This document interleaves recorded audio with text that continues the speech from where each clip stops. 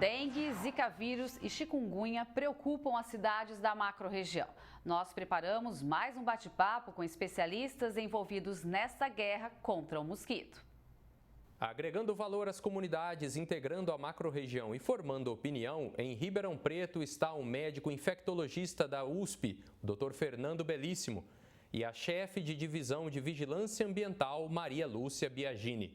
Eu vou começar aqui pelo Dr. Fernando Belíssimo, porque nós estamos numa situação em que não há cidade que está escapando. As arboviroses, ou seja, a dengue, a zika, a chikungunya, está pegando legal com a nossa população. E quando a gente tem uma crise desse jeito, doutor Fernando, o senhor que já participou do combate de várias outras, como a gente deve agir? Na nossa região, como em várias outras partes do Brasil, temos grandes áreas infestadas pelo mosquito transmissor dessas arboviroses, que é o Aedes aegypti, né? Esse mosquito, como é do conhecimento de todos, gosta muito de se procriar em água parada. Quando a gente fala em água parada, mais importante do que os pequenos criadouros, como os pratinhos de vasos de planta ou os potinhos de água dos animais, nós temos que nos preocupar com os grandes criadouros, representados aqui pelas piscinas abandonadas, pelas calhas entupidas e principalmente pelo lixo esparramado. Esse é o maior problema, a meu ver, para a procriação desse mosquito e para a ocorrência das epidemias de dengue e de outras arboviroses. Infelizmente, se você der uma pequena circulada por Ribeirão Preto, você vai ver inúmeros terrenos baldios cheios de restos da construção civil, você vai ver resíduo doméstico jogado nas beiras dos córregos, às margens da Via Norte, entre tantos outros lugares. Enquanto a gente não conseguir controlar eficazmente esse problema do lixo urbano, nós não vamos evitar de ter todo ano epidemias de dengue e de outras arboviroses. Se você olhar países como os Estados Unidos, a Austrália, a Itália, são países mais ricos do que o nosso, que tem Aedes aegypti, que tem Aedes albopictus, que é um outro mosquito transmissor da doença, mas não tem epidemias de dengue nem de outras arboviroses, justamente porque tem concentrações muito pequenas do mosquito. Já que nesses países você tem uma coleta universal de lixo e ninguém joga lixo na rua, como infelizmente a gente ainda vê com frequência na nossa cidade, na nossa região.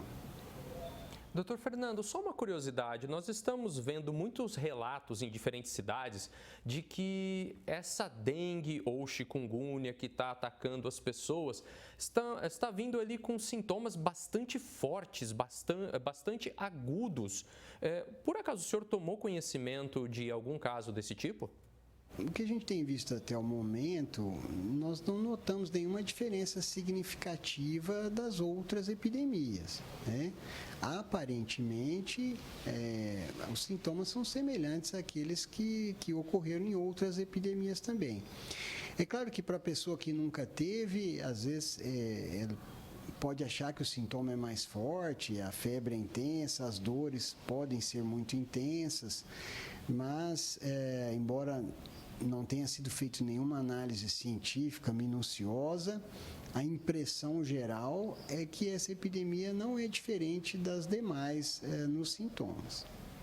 Perfeitamente. Maria Lúcia, como o doutor bem frisou aí, essa é uma epidemia que a gente não combate nos hospitais, a gente combate nas ruas. E a vigilância ambiental acaba capitaneando, vamos dizer assim, as outras pastas da prefeitura, porque todos precisam se envolver nesse combate. Qual acaba sendo o grande desafio para vocês? O Aedes aegypti, 80% do Aedes aegypti, ele se desenvolve dentro das residências. Isso tem estudos científicos feitos pela extinta SUSEM, agora faz parte da coordenadoria de programa do Estado de São Paulo, pelo GBE. Então, o problema nosso maior, realmente existe entulho jogado, entulho de construção, por exemplo, ele não é um problema para nós. problema para nós são recipientes que acumulam água. E no terreno, você vai falar assim para mim, mas no terreno também pode ter uma lata proliferando, algum recipiente que está proliferando o Aedes. Tudo bem, pode ter, não tenha dúvida. Só que nenhum ser humano vai ficar lá parado esperando ser picado por um mosquito ali dentro daquele terreno. Então, qual que é o hábito das pessoas? É do trabalho para casa. Então, quando essa pessoa cria um mosquito dentro de casa, que 80% eu afirmo que estão dentro das residências, e uma fêmea, basta uma fêmea do Aedes aegypti para estar contaminando até 30 pessoas, se ela já estiver contaminada com o vírus da dengue, né? Então, o que nós percebemos é o seguinte, que a dengue em Ribeirão Preto, a primeira epidemia de retorno que nós tivemos foi em 1989, final de 89, meados de 90. De lá para cá, a gente viu em campo, viu em laboratório, que os principais criadouros estão dentro das residências. Ou seja, são ralos que estão com água parada, tanto interno como externo. São prato de vaso de plantas que estão com água parada. E o que está acontecendo neste momento? Nós tínhamos conseguido dar uma conscientizada na população que não colocasse o prato no vaso. Ensinamos a população diariamente a como fazer um tratamento alternativo com produtos que ela tem dentro da casa dela, que não basicamente para você combater o Aedes, você precisa de inseticida. Não. Então, e está voltando tudo isso. Nós temos encontrado pneus. Para você ter uma ideia, o ano passado nós fizemos mais de 20 arrastões. Nós retiramos dos arrastões 175 mil quilos de materiais inservíveis, ou seja, que não servem para nada. Doutor Fernando, eu já ouvi aqui de muitos gestores políticos, de administradores, até de economistas, engenheiros, que quando as cidades vão planejar o combate a epidemias, geralmente essa verba é aplicada ali na saúde, mas ela deveria talvez ser aplicada em outros setores, os da prevenção.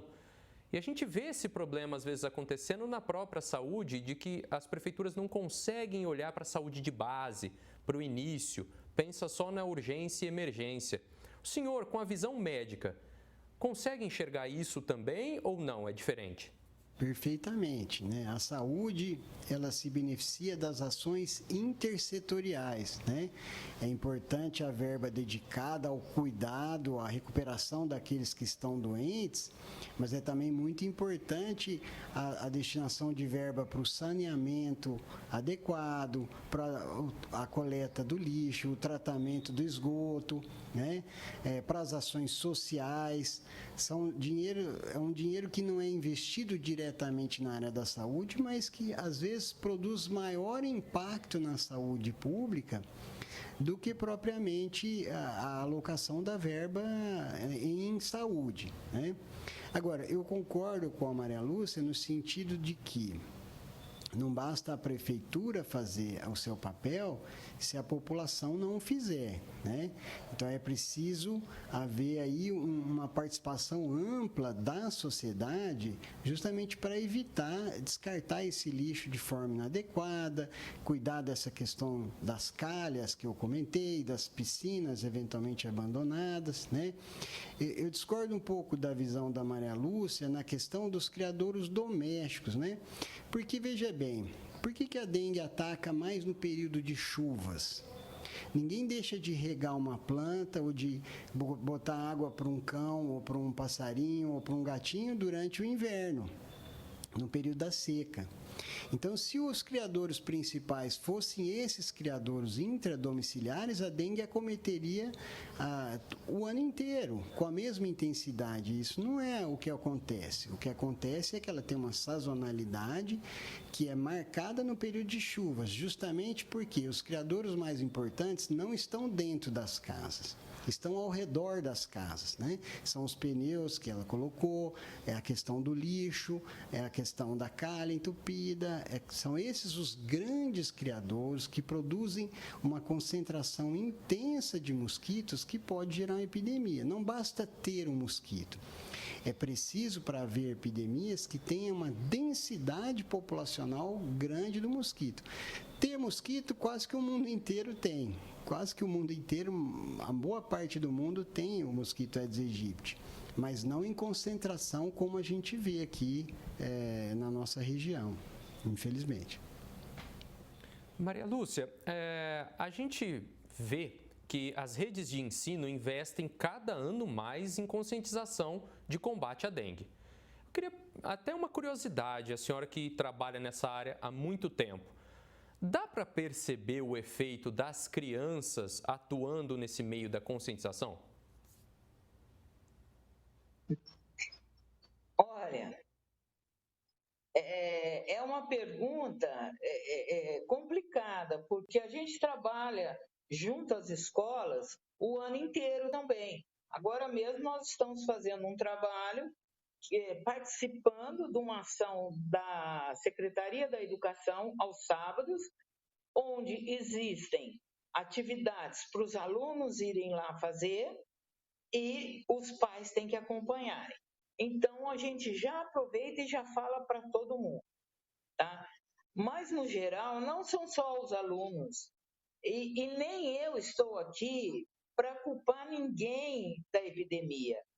Acontece que o hábito do mosquito, veja bem, não é o problema da época das chuvas.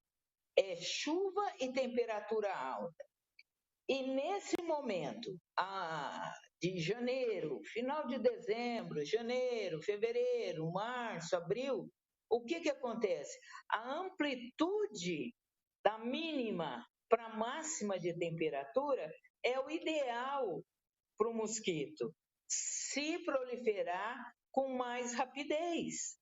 Então, se o ciclo dele se faz em 15 dias, nesse período, ele acaba sendo feito em 7 dias.